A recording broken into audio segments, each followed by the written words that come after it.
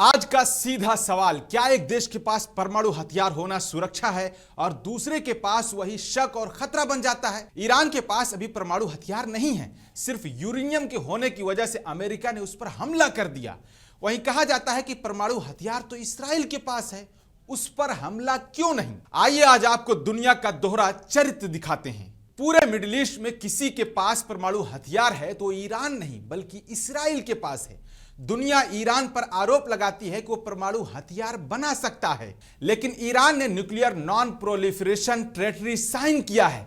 इसका मतलब वो इंटरनेशनल निगरानी में है। इंटरनेशनल एटॉमिक एनर्जी एजेंसी लगातार ईरान के न्यूक्लियर प्रोग्राम की जांच करता है, मतलब ट्रांसपेरेंसी मौजूद है। वहीं दूसरी तरफ इस्राइल ने एनपीटी साइन नहीं किया है, वो आईएईए की फुल स्क्रूटनी में भी नहीं आता है। इंटरनेशनल एक्सपर्ट मानते हैं कि इस्राइल के पास न्यूक्लियर वार हेड हो सकता है। यहां एक बड़ा सवाल है, एक देश निगरानी में है तो दूसरा नहीं, तो दबाव सिर्फ एक पर ही क्यों। पूरे मिडिल ईस्ट में पिछले साल इस्राइल ने कई देशों पर हमला किया। हमला ईरान ने नहीं बल्कि इस्राइल ने किया था। इस्राइल और हमास के बीच गाजा वार चली है। इस्राइल ने लिबनान हिजबुल्लाह के साथ बॉर्डर पर झड़पें की। सीरिया में कुछ टारगेट एयर स्ट्राइक की खबरें सामने आई और उसके बाद इस्राइल अमेरिका ने मिलकर ईरान पर हमला कर उनके सुप्रीम लीडर को मार दिया। ईरान इराक और सीरिया में वैज्ञानिकों की हत्या की। मीरा में 170 से ज्यादा बच्चों की हत्या कर उन्हें मार दिया। माएं रोती रही, बच्चे तड़पते रहे। क्या दुनिया के नेताओं और इंसानों की मानवीय अंतरात्मा नहीं रही है, वो मर चुकी है। सोचिए, परमाणु हथियार इस्राइल के पास है और ईरान परमाणु हथियार ना बना ले इसलिए उस पर हमला हो रहा है। क्या यह दोहरा रवैया नहीं है।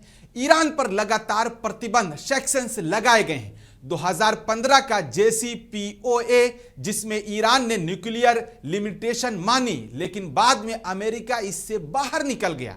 सवाल है कि जब समझौता था तो तोड़ा क्यों गया, और अगर तोड़ा गया तो जिम्मेदारी किसकी बनती है, अमेरिका की या ईरान की। ईरान पर आर्थिक प्रतिबंध, बैंकिंग सिस्टम पर रोक, तेल निर्यात पर असर, आम जनता पर सबसे ज्यादा इसका असर रहा है, लेकिन इस्राइल पर कोई बड़ा ग्लोबल प्रतिबंध नहीं। तो सवाल है, क्या इंटरनेशनल लॉ सबके लिए बराबर नहीं होना चाहिए। क्या यह दोहरा रवैया नहीं है। जब ईरान स्ट्रेट ऑफ हॉर्मुज बंद करता है तो पूरी दुनिया चीखती है, चिल्लाती है, लेकिन जब गाजा में 2 साल तक का संकट रहा तो वहीं दुनिया खामोश क्यों दिखाई देती है। क्या यह दोहरा रवैया नहीं है कि एक देश इस्राइल के पास परमाणु हथियार हैं, लेकिन शांतिपूर्ण परमाणु कार्यक्रम को लेकर पूरे देश ईरान के खिलाफ युद्ध छेड़ दिया गया।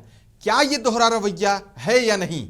आज का सवाल सीधा है, क्या अंतर्राष्ट्रीय कानून ताकतवर देशों के हिसाब से बदल रहे हैं। क्या एक देश के पास परमाणु हथियार होना सुरक्षा है और दूसरे के पास वही परमाणु हथियार शक और खतरा बन जाता है और उस पर हमला कर दिया जाता है। सोचिए, क्योंकि सवाल सिर्फ मिडिल ईस्ट का नहीं, सवाल है दुनिया के न्याय का, और दुनिया में क्या न्याय हो रहा है या नहीं। आप कमेंट में अपनी राय मुंसिफ टीवी पर जरूर बताएं।